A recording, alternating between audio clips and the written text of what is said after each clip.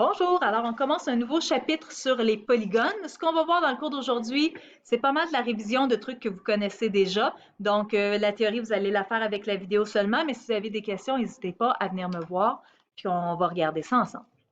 Alors, un polygone, c'est une figure formée de lignes brisées fermées, comme ce qu'on a ici. Un polygone régulier, c'est un polygone qui est formé de lignes brisées fermées aussi, mais dont tous les côtés et les angles sont isométriques.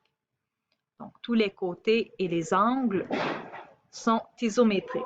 On a ici congru. Congru, ça veut dire la même chose qu'isométrique. Donc, ça peut être un ou l'autre. On peut utiliser les deux termes. Ça veut dire la même chose. On a des petits exercices. Premier exercice, on nous dit « Encercle les figures qui ne sont pas des polygones et indique pourquoi ».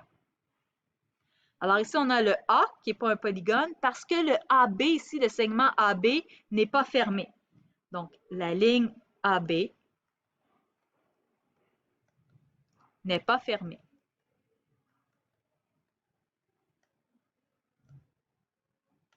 Le B, ça va. Le C, ce n'est pas un polygone parce que AB et DC sont courbes. AB et DC sont courbes. Donc voilà pourquoi ces deux-là ne sont pas des polygones. Prochain petit exercice. On dit parmi les figures suivantes, indique les polygones réguliers. Donc les polygones réguliers, ici, on a seulement le C, qui est un hexagone régulier. Le A n'est pas régulier. Pourquoi? Parce que les côtés ne sont pas tous isométriques. Donc, on vient écrire ici, les côtés ne sont pas isométriques. Et pour le B, c'est pas un polygone régulier parce qu'ici, les angles ne sont pas isométriques. Alors, les angles ne sont pas isométriques. Donc ça, c'est un peu une définition de base de qu'est-ce qu'un polygone régulier. Maintenant qu'on a vu ça, on va aller voir les noms de nos polygones.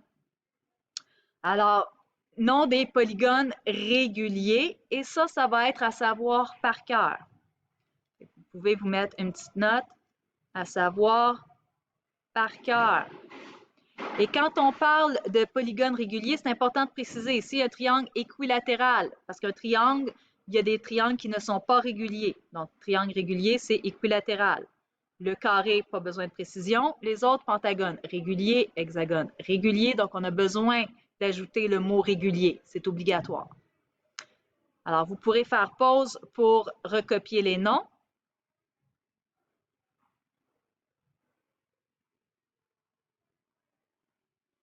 Donc, faites pause le temps que vous avez besoin et ensuite, on passe à la page suivante. Alors, à la page suivante, on a le périmètre d'un polygone régulier. Ici, j'ai un hexagone. Le périmètre, c'est que je veux faire le tour à peu. OK, alors on reprend. On est rendu au périmètre d'un polygone régulier. Alors, comme je disais, ici, on a un hexagone. Le périmètre, c'est le contour au complet. Donc, je vais devoir faire 4 plus 4 plus 4 plus 4 plus 4 plus 4. Autrement dit, mon 4, je l'ai 6 fois. Donc, je vais faire 4 fois 6, qui va me donner 24 cm. 4, c'est la mesure du côté et 6, c'est le nombre de côtés. Ça, c'est ce qui va me donner ma formule pour le périmètre d'un polygone régulier. Alors, ma formule, C fois N, ou on pourrait les inverser, faire N fois C, ça reviendrait au même.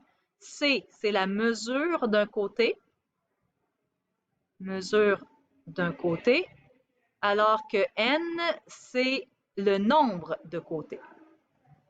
Nombre de côtés. Voilà. Alors, avec ça, vous êtes capable de faire les exercices qui suivent. On va maintenant passer à la prochaine page, qui est la page 79. Alors, on a ici les formules d'air pour les polygones de base, pas nécessairement des polygones réguliers. Ceux qui sont sur cette page-là, on a le carré qui est régulier, mais les autres, ça va être des polygones ordinaires. C'est des formules que vous savez déjà, mais qu'on va se rappeler un peu. Alors, on a pour commencer le triangle. Le triangle, base fois hauteur divisé par 2. Le A égale, il est important, je veux le voir. Et quand on va faire des exemples de calcul, je veux voir la formule, le calcul, la réponse et les unités. Donc, je devrais tout voir ça dans votre démarche. On se rappelle que la hauteur d'un triangle, c'est perpendiculaire à sa base. Ça peut arriver que la hauteur soit à l'extérieur. En fait, un triangle a toujours 3 hauteurs parce que je peux prendre n'importe quel côté comme base. Si je prends ça ici comme base, bien à ce moment-là, la hauteur, elle est à l'extérieur. Mais je pourrais aussi prendre ce côté-là comme base et à ce moment-là, ma hauteur serait ici perpendiculaire à ma base. Petit rappel sur les triangles. Alors, si je viens faire l'exemple qui est ici, je veux trouver l'aire du triangle, je commence par écrire ma formule. Ensuite, je viens remplacer base fois hauteur divisé par 2 et ma réponse, 39 cm². Ensuite, on a le carré. L'aire du carré, c'est C à la 2. Je ne veux pas voir base fois hauteur. Le carré, les côtés sont tous congrus ou isométriques, donc on va prendre la même lettre. À la limite, je pourrais voir C fois C, mais le C à la 2 va être plus pratique. Plus tard, on va voir que ça va nous aider de l'écrire comme ça. Donc, pour l'instant, soit C à la 2 ou C fois C, mais je ne veux pas voir base fois hauteur, étant donné que c'est la même chose. Je veux qu'on le voit ça dans la formule, que le côté, c'est la même. C'est la même mesure. Alors ici, A égale C à la 2, ça nous fait 5 à la 2, donc 25 décimètres carrés. Le rectangle, formule A égale base fois hauteur.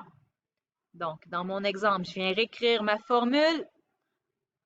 Ensuite, ça va me faire 17,5 fois 8, ce qui va me donner 140 km².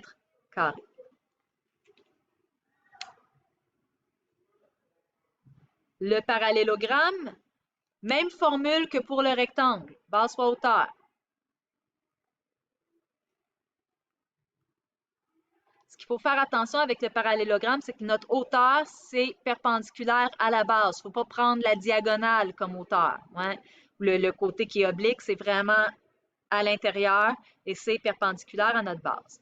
Donc, dans notre exemple, base fois hauteur, la hauteur, c'est le 11, c'est pas le 15. Ouais.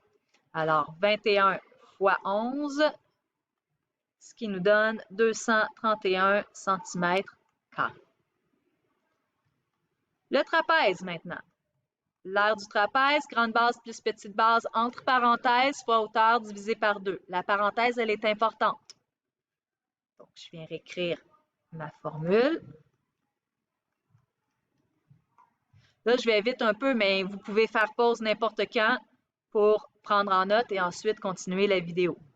Alors, ma grande base, ben, ici, je vais avoir un petit calcul à faire. Ma grande base, c'est 3 plus 6 qui me donne 9 mètres. Donc, je devrais voir le calcul. Du moment que vous utilisez des nombres qui ne sont pas directement écrits dans le problème, je devrais voir la démarche qui vous permet de trouver ce nombre-là.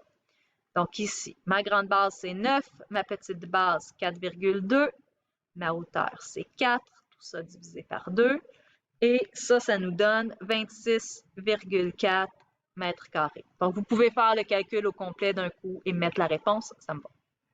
Le dernier, donc on a un losange. C'est la même chose que pour le cerf-volant. Alors, grande diagonale fois petite diagonale divisé par 2. On va remettre ça dans notre exemple ici. Donc, dans l'exemple, ma grande diagonale, c'est AC qui mesure 7. Ma petite diagonale, c'est BD qui mesure 3. Alors, 7 fois 3 divisé par 2, ça va nous donner 10,5 décimètres carrés. Alors, voilà pour aujourd'hui. Vous allez éventuellement avoir des exercices à faire sur ça. Si vous avez des questions, n'hésitez pas à venir me voir, qu'on puisse regarder tout ça ensemble.